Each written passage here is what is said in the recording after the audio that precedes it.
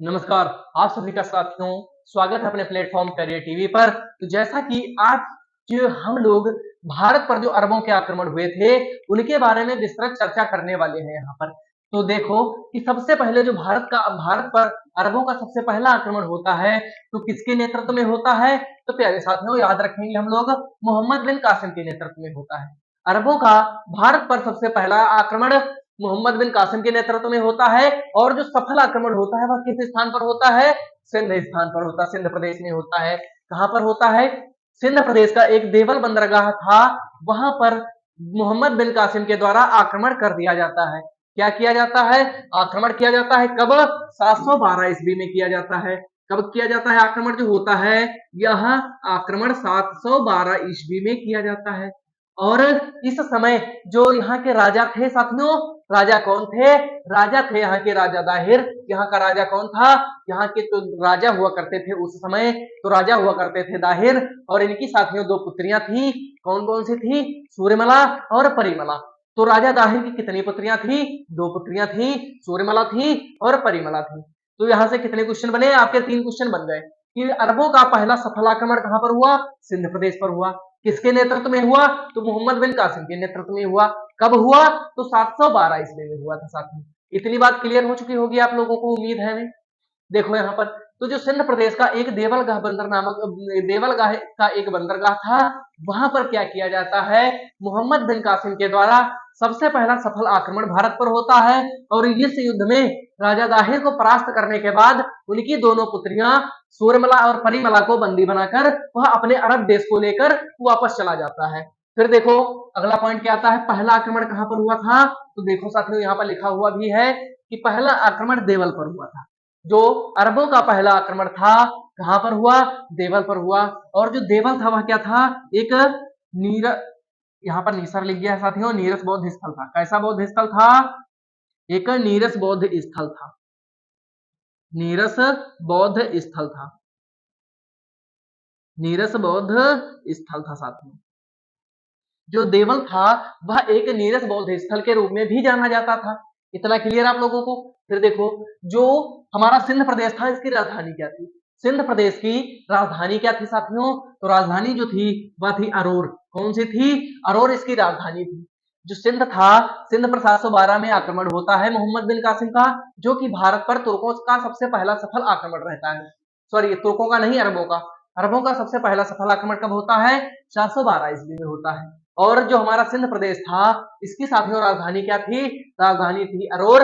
और जब अरोर को मोहम्मद बिन कासिम अपने कब्जे में कर पाता है तभी इसका क्या होता है? इसका जो विजय अभियान था वह समाप्त हो जाता है। यह विजय अभियान जो मोहम्मद कासिम का था, सिंध विजय का अभियान जो मन में बनाकर आया था कौन? मोहम्मद बिन कासिम, उसको पूरा करता है किसकी जीत के साथ में? अरोर पर विजय प्राप्त करने के साथ में। फिर इसके बाद देखो भैया, जो मोहम्मद बिन कासिम अर्थात अरबों का जो भारत पर अंतिम अंतिम विजय हुई वह किस स्थान पर हुई थी? मुल्तान पर हुई थी। कहां पर हुई थी? मुल्तान पर हुई थी। और मुल्तान जो है वह क्या था? वह एक स्वर्ण नगर के रूप में जाना जाता था। मुल्तान जो था वह स्वर्ण नगर के रूप में भी जाना जाता था, जहां पर तुर्कों की सबसे अंतिम विजय होती है। किसकी विजय होती है? सॉरी, तुर्कों की नहीं, अरबों की विजय होती है। किसकी विजय होती है मुल्तान पर सबसे अंतिम विजय? अरबों की सबसे अंतिम विजय होती है। देखो एक बार इसका रैपिड फास्ट रिवीजन भी कर लेते हैं। भारत पर अरबों का सबसे पहला आक्रमण मोहम्मद बिन कासिम के नेतृत्व में हुआ। कहां पर हुआ? सिंध में हुआ था। कब हुआ था? तो 712 ईस्वी में हुआ था। और 712 ईस्वी में सिंध के राजा कौन हुआ करते थे? तो वहां के जो राजा हुआ करते थे वह थे राजा दाहिर। कौन थे? राजा दाहिर थे।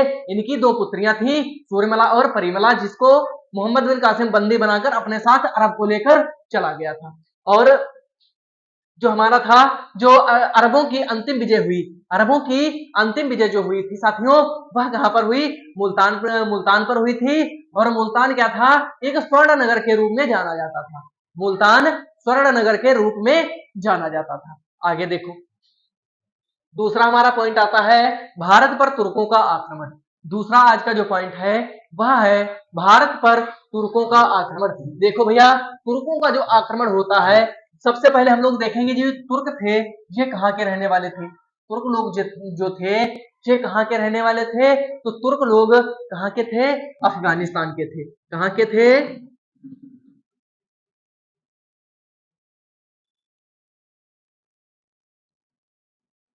तुर्क लोग जो थे ये कहाँ के रहने वाले थे? अफगानिस्तान के रहने वाले। तुर्क लोग जो थे हमारे अफगानिस्तान के रहने वाले थे, मतलब मध्य अफगानिस्तान कह सकते हैं। क्या? मध्य भी इसके साथ में लगा सकते हैं कि मध्य अफगानिस्तान के रहने वाले थे कौन? तुर्क। तो तुर्क जो राज्य था उसकी स्थापना किसके द्वारा की गई? तुर्क राज्य की स्वतंत्र स्थापना का श्रेय किसको जाता है? तो जो तुर्क राज्य का स्वतंत्र स्थापना की गई वह अल्पतगीन गजनी के द्वारा। तुर्कों की जो अल्पतगीन गजनी ने क्या किया था? एक स्वतंत्र तुर्क राज्य की स्थापना की। क्वेश्चन बनेगा कि स्वतंत्र तुर्क राज्य की स्थापना किसके द्वारा की गई? या स्वतंत्र तुर्क राज्य का श्रेय किसको दिया जाता है? तो किसको दिया जाता है प्यारे साथियों? अल्पतगीन गजनी को दिया जाता है। किसको दिया जाता है? अल्पतगीन गजनी को दिया जाता है। अब हम लोग देखेंगे जो तुर्कों का भारत पर पहला आक्रमण होता है वह किसके समय में होता है भैया? देखो यहाँ पर सुबुक्तगीन किसके समय में होता है? भारत पर जो पहला आक्रमण होता है, तुर्कों का पहला आक्रमण किसके समय में होता है? सुबुक्तगीन के समय में होता है। देखो सुबुक्तगीन सुबुक्तगीन के नेतृत्व में तुर्कों का भारत पर पहला आक्रमण हुआ। सुबुक्तगीन के नेतृत्व में भारत पर पहला आक्रमण होता है। किस स्थान पर? तो एक पंजाब राज्य का शाही वंश था। कौन सा था? पंजाब का एक शाही वंश था।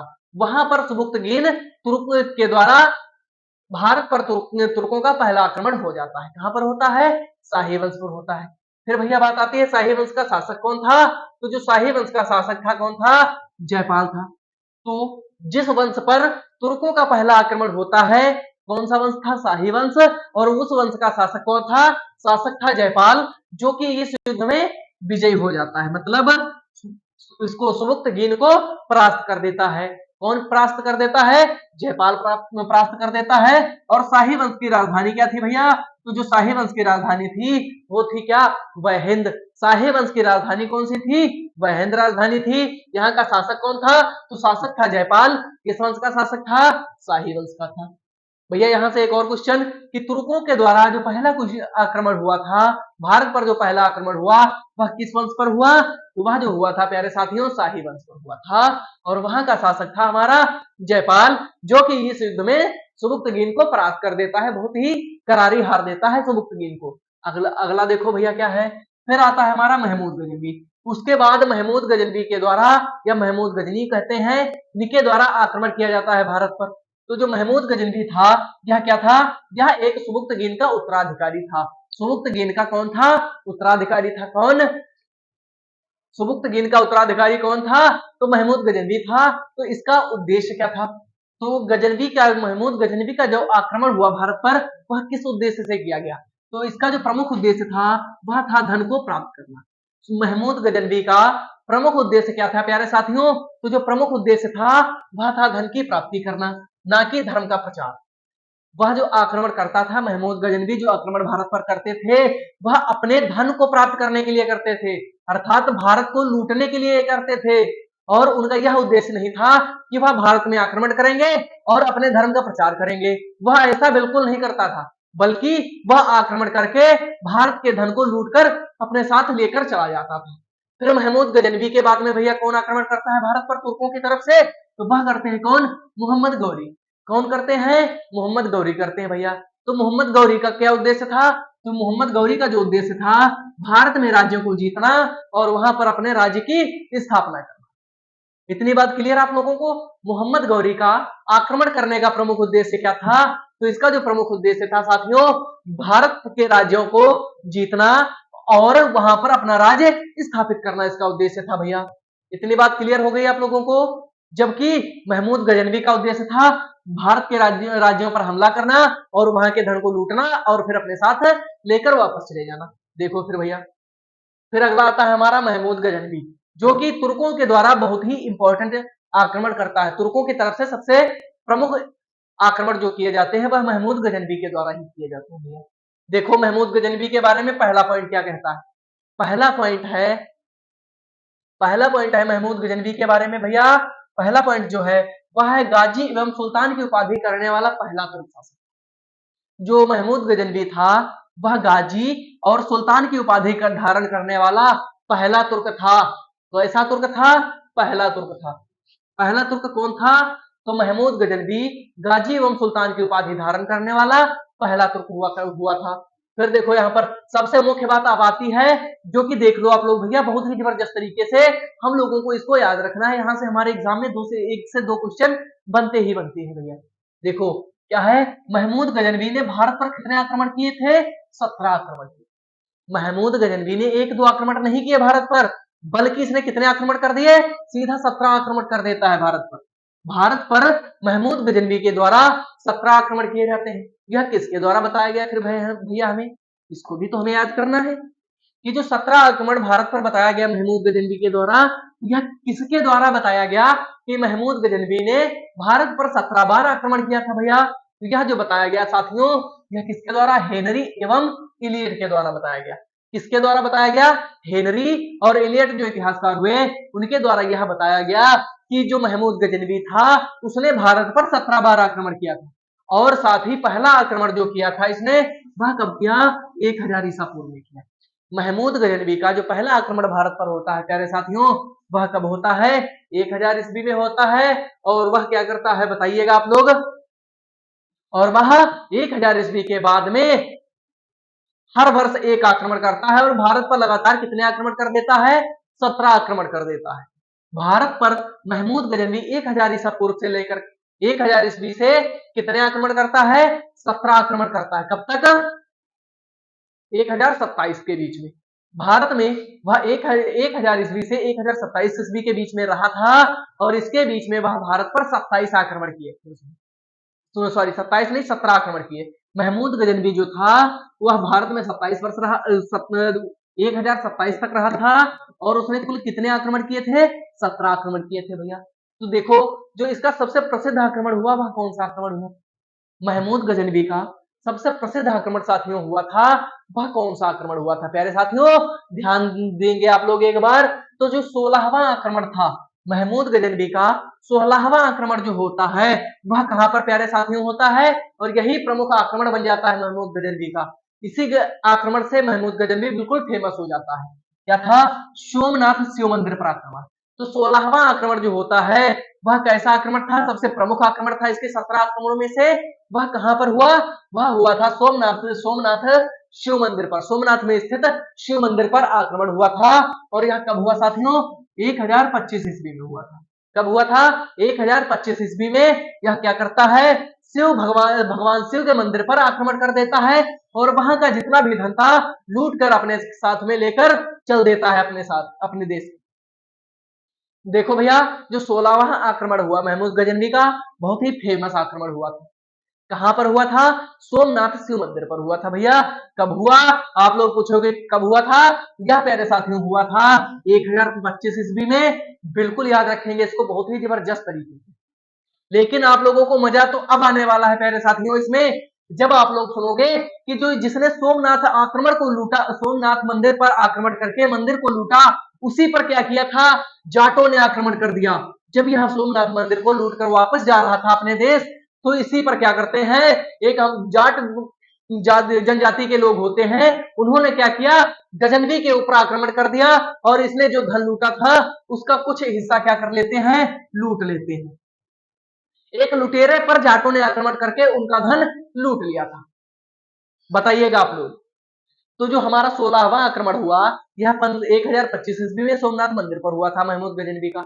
इसके बाद जो सोमनाथ मंदिर को लूटकर जा रहे थे अपने घर को सारा धन लेकर के, तो इन पर जाटों के द्वारा आक्रमण कर दिया गया और क्या किया गया? इनके धन को लूट लिया जाता है जाटों के द्वारा भैया।